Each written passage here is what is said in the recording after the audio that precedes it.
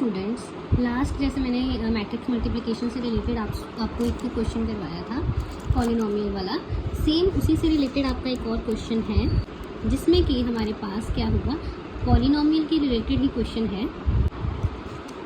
है हमारे पास। हमें मैट्रिक्स ए गिवन है एंड एक हमें आइडेंटिटी मैट्रिक्स उन्होंने दी हुई है। Then find k so that a square equals to 8a plus k i. अब यहाँ पे हमने के की वैल्यू फाइंड करनी है। इस इक्वेशन में, इस पॉलिनोमियल में हमने ए और आई को पुट करके जो अननोन हमारे पास के कांस्टेंट है उसकी वैल्यू हमने फाइंड करनी है। तो इसका प्रोसीजर क्या है, जैसे हमें पता ही है कि जो चीज़ें हमें गिवन है वो हमें सबसे पहले लिखनी होती हैं, ठीक है। तो ए हमें गिवन है 1 0 -1 एंड 7।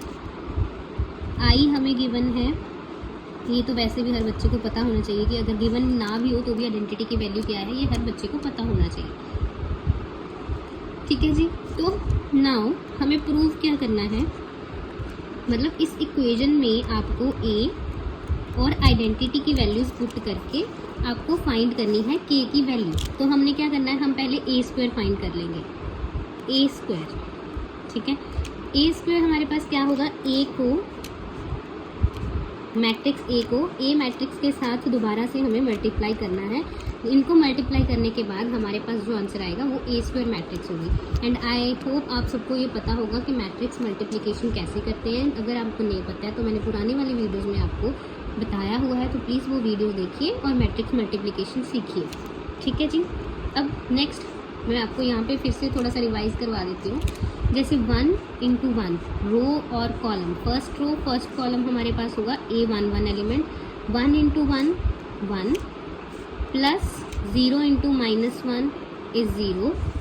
नेक्स्ट 1 × अभी ये 1 2 एलिमेंट हमारे पास कैसे आएगा, first row second column, 1 × 0 0 plus 0 × 7 0। Next यहाँ आएगा हमारे पास A21 एलिमेंट, तो ये A21 एलिमेंट हमारे पास क्या होगा, -1 × 1 -1, 7 × -1 -7। नेक्स्ट -1 × 0 इज 0 प्लस 7 × 7 इज 49, ठीक है। ये हमारे पास कौन सा एलिमेंट आया, A22 का एलिमेंट आ गया, ठीक है। सो दैट मीन्स हमारे पास ए स्क्वायर मैट्रिक्स क्या आ गई, 1 0 -8 एंड 49, ठीक है। ये 2 × 2 मैट्रिक्स ए स्क्वायर हमें मिल गई है। इसके बाद क्या चाहिए हमें, इसमें 8a चाहिए। 8a कैसे मिलेगा, ए मैट्रिक्स को 8 के साथ मल्टीप्लाई करके, तो ये हमारे पास क्या आ जाएगा, 8 × मैट्रिक्स ए मैट्रिक्स क्या है हमारे पास, 1 0 -1 एंड 7, ठीक है। इसको 8 के साथ मल्टीप्लाई कैसे करते हैं, अब मैट्रिक्स को स्केलर के साथ मल्टीप्लाई करने के लिए हमें इस स्केलर को मैट्रिक्स के हर एलिमेंट के साथ मल्टीप्लाई करना होगा। जैसे 8 0 -8, तो यहाँ आ जाएगा 56। तो ये हमारे पास होगी 8a की वैल्यू। नेक्स्ट इज के आई, हमें के आई फाइंड करना है। के आई के लिए k इंटू हमारे पास आइडेंटिटी मैट्रिक्स है 1 0 0 1 और k को मल्टीप्लाई करेंगे इसके साथ, तो हमें के आई मिल जाएगा 1 k 0 0 k, ठीक है जी। ये हमारे पास आ गई के आई। नाउ टू फाइंड, अभी हमें वैल्यू फाइंड करनी है किसकी, के की, किसको यूज़ करके,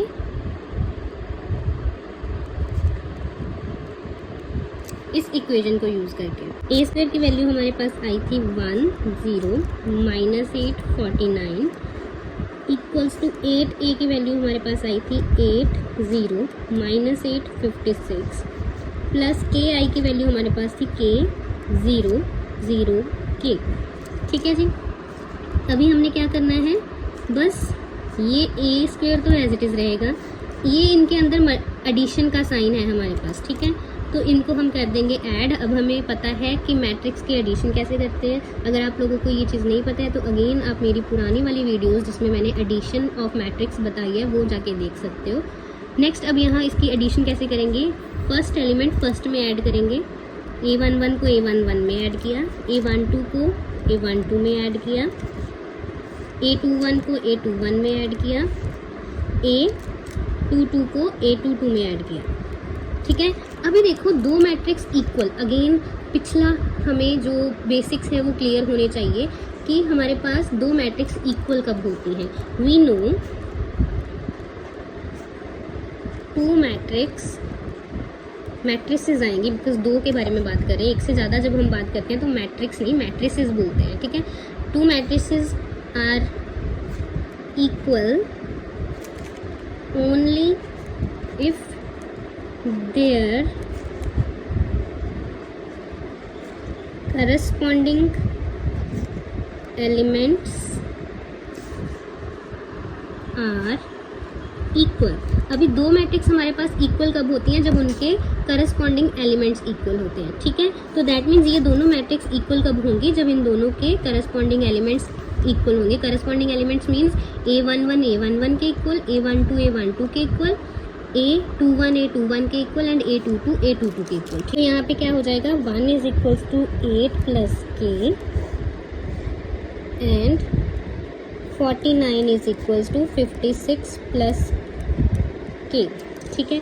यहाँ से आप के की वैल्यू निकालोगे तो वो आएगा 1 minus 8 which is equals to -7 and अगर यहाँ से भी निकालेंगे तो के की वैल्यू आएगी 49 माइनस 56 विच इज़ अगेन -7, ठीक है। तो दोनों से हमारे पास वैल्यू के की क्या आ गई? -7 आ गई। हेंस हमने यही फाइंड करना था। एंड अगेन ये वाला क्वेश्चन जो है ये एग्ज़ाम के पॉइंट ऑफ व्यू से बहुत बहुत इंपॉर्टेंट है।